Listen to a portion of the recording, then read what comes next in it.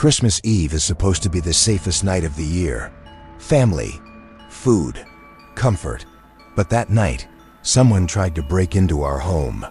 We were having our Christmas Eve dinner: turkey, stuffing, all the usual food. It wasn't a big gathering, just my grandparents and a couple of uncles from my mom's side. At the time, we lived in a duplex. On the other side was a guy and his girlfriend. We barely ever saw them. What made our place strange was the door. There was a door inside connecting both sides of the duplex, which isn't something most duplexes have. And the lock was even stranger. It had to be unlocked from both sides to open, and it could swing either way. I'd only ever seen it opened once, before the neighbors moved in. After that, it stayed locked, always. We were sitting at the table eating when suddenly, the doorknob started turning, slowly, deliberately. It twisted and rattled for at least 10 seconds, stopping only when the lock blocked it. My dad stood up immediately. He walked to the door, one hand on the lock, the other gripping the knob. He asked, "You need something?" No answer. He unlocked our side and opened the door. Their half of the duplex was pitch black, completely silent. It was only around 6 in the evening, and we were sure we'd seen them leave earlier. Their car was gone too. We assumed the worst, that someone might have broken in. So my dad, my uncle, and I stepped into the other side to check. We turned on every light, checked every room on the first floor. That's when we heard it, a heavy thud from upstairs. Then a sharp crack floorboards bending under pressure. My heart dropped. I stayed behind while my dad and uncle ran up the stairs. Seconds later, chaos erupted. Loud movement, furniture shifting, and then my uncle screamed. My whole family jumped up from the dinner table. Moments later, my dad came rushing downstairs, holding my uncle upright. My uncle had his hand pressed against his chest. There was a stab wound. We ran back to our side of the duplex and locked the door. Someone dialed 911. Almost immediately, we heard rapid footsteps from the other side. Then heavy banging. The door shook violently as someone rammed into it over and over. Small cracks began forming in the frame. We could hear the man grunting and screaming as he tried to break through. My dad and my other uncle grabbed kitchen knives. I armed myself too. They told us to stand back as they waited by the door. After what felt like forever, the banging stopped. We heard the front door slam next door. Looking through the window, we saw him running through the snow. He turned his head and looked straight at us through the glass. Then he got into a black Honda Civic and disappeared down the slushy road. But it didn't end there. The following year, the same neighbors still lived there. They were having another Christmas gathering. By chance, I looked out my bedroom window and recognized one of their guests. It was him, the same man.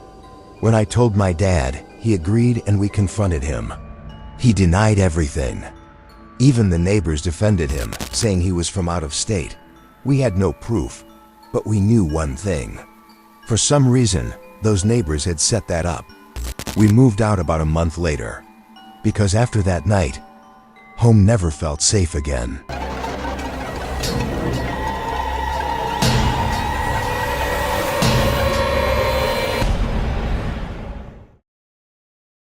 Did you ever feel uneasy around mall Santas as a kid? I did, and as it turns out, there was a really good reason for it. Up until about the age of 8, I was terrified of Santa Claus. Not the cartoon version, not the one from the stories. I mean the real ones. The ones sitting in shopping malls and at company Christmas parties. I think I was 6 or 7 years old when this happened. My mom and I were walking through the mall during the Christmas season. There were decorations everywhere. A giant sparkling tree stood in the center and festive music was playing.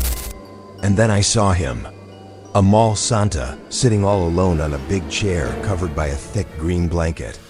There were only a few kids in line to see him. My mom, seeing the short line, immediately insisted I go sit on his lap. Normally, kids are begging for that moment. But I was shy and honestly terrified. There was something off. There was no friendly elf beside him, no staff member calling out for the next child. It was just him. When my turn came, I reluctantly sat on his lap. He pulled me in close and whispered, "What do you want for Christmas?" His voice was low and raspy. I remember mumbling that I wanted a Game Boy Advance. He laughed softly and told me that was a great choice, and I'd definitely get one. Then my mom leaned in and said something quietly to him. He chuckled and replied, "No problem at all." She turned to me and said she had to run a quick errand, and that I should just wait here with Santa for a few minutes. And then she was gone. Just like that, she disappeared into the crowd. Suddenly, I was alone with him. There were no more kids waiting, no parents nearby. The line had vanished. Santa looked at me and said, "Come on, sit on my lap again." I don't know why I did it.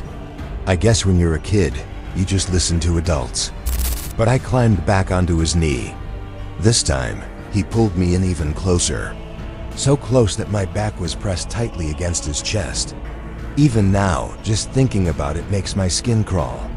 He leaned down, his scratchy beard brushing against my ear, and he whispered, "I have a brand new Game Boy Advance for you." It's outside, right by my sled. If you follow me, you can have it right now. My fear was instantly replaced by pure excitement. A Game Boy right now. We stepped off the chair together, and he led me away from the bright, noisy center of the mall.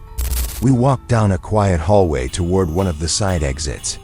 The festive music faded into an eerie silence. Halfway down the hall, he stopped. "Let's take a quick bathroom break first," he said, pointing to the men's restroom. We went inside. The door clicked shut behind us, and I heard the unmistakable sound of the lock turning. I turned to look at him, the bright, cold fluorescent lights making his red suit look almost sinister. And before anything else could happen, a loud banging started on the door. A man's voice from outside was yelling, shouting for the door to be opened. The Santa fumbled with the lock and finally opened it. The man from the hallway stormed in, grabbed the Santa, and shoved him away from me. He took me by the hand and rushed me back into the main part of the mall, frantically asking where my mom was. As he led me away, I watched the fake Santa casually walk out one of the exits and disappear into the night. When my mom came back a few minutes later, the man explained everything that had happened. They went to the mall staff and asked if any Santas had been hired to work that day. The answer was no, they hadn't hired anyone. That man, he wasn't Santa. He was just someone wearing the costume, sitting in an empty chair, waiting for the right moment, and he almost took me. I never saw him again, but every Christmas, when I see a mall Santa, I can't help but remember the man in the red suit and the cold silence of that empty hallway.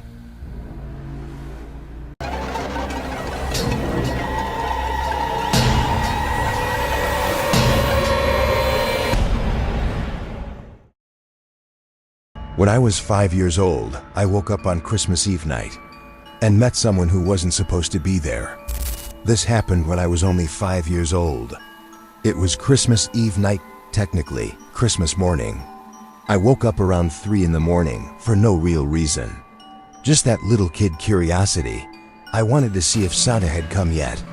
So I quietly got out of bed and crept downstairs into the living room. The house was completely silent. The Christmas tree was glowing softly in the dark, and underneath it were presents. A lot of them. I remember feeling so happy. Santa had already come. That's when I heard something from the kitchen. The fridge was open. I stepped closer and saw a really tall man standing there, drinking straight from a milk carton. When he noticed me, he calmly put the milk back and closed the fridge. Then he pressed his finger to his lips. I whispered, Are you Santa? He leaned down slightly and said, "Yes, I am." Even at 5 years old, something felt off. He wasn't wearing anything that looked like Santa, but I didn't question it. He walked past me, patted my head, and stepped into the living room by the tree. He started picking up the bigger presents. I remember thanking him for the gifts and asking why he was taking them. I don't remember his exact words, but it was something like, I'm just replacing them with better ones from my sled. I believed him. He walked out the back door with 3 boxes, came back, took more. Before leaving again, he patted me on the back and told me not to tell my parents I saw him. I smiled and agreed. I waited for him to come back with the new presents. He never did. Eventually, I went upstairs and woke my parents. When they realized I wasn't joking, they ran downstairs past me. Half the presents were gone. The back door was wide open. My mom screamed. My parents kept asking me to describe the man. But I was 5 years old.